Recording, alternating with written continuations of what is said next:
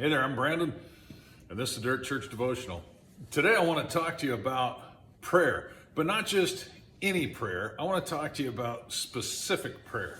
Do you know there's three things that Jesus himself said he wants us to pray for or pray about? Three things specifically. Number one, he said, bless those who curse you and pray for those who persecute you. He wants you to pray for your enemies. He wants us to pray for those that hate us, those that despise us, those that misuse us. They may be people that have different political thoughts than you. They might be people with different ideologies than you. They might be people with different religious views than you. They might be people that just laugh and smirk at you or come down hard on you, want to physically beat you, want to literally kill you. But Jesus said, those people, I want you to pray for those people.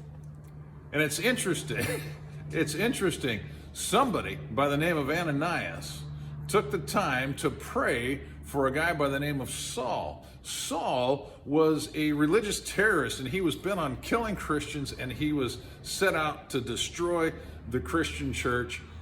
And God woke Ananias up and said, hey, I want you to go and pray for Saul. Ananias is like, God, I've heard about this guy. I don't want to go pray for him. He's a bad guy. He's here to hurt me. God said, go.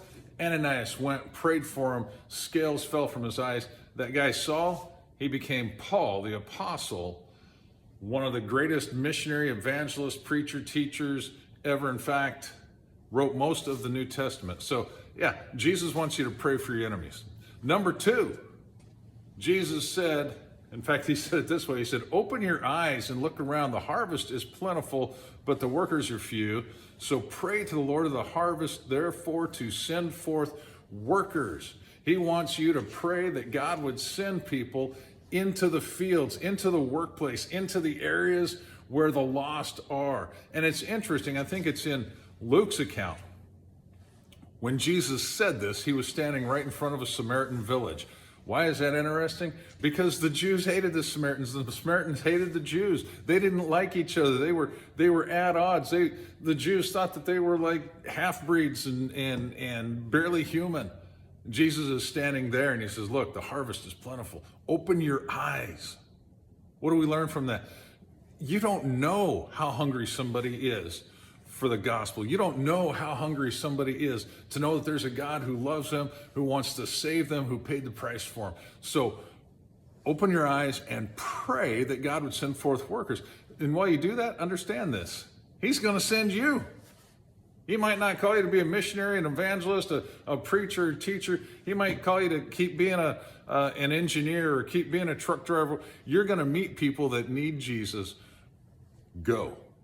And then the final one, the third one, and I talked about this last week. Jesus said, watch and pray that you don't fall into temptation. We need to pray that we avoid temptation. We need to pray that we don't fall into temptation. You need to understand, as I said last week, prayer is the antidote to temptation. It's not willpower. It's not having an accountability group, although those things are both fantastic, but it's prayer. Jesus said to pray. You know what? When he tells us to pray about something, he's sitting at the ready to answer those prayers. So you want to pray effective prayer? Pray those three things. Pray for your enemies, pray for workers, and pray that you don't fall into temptation. Chew on that. We'll talk to you next time.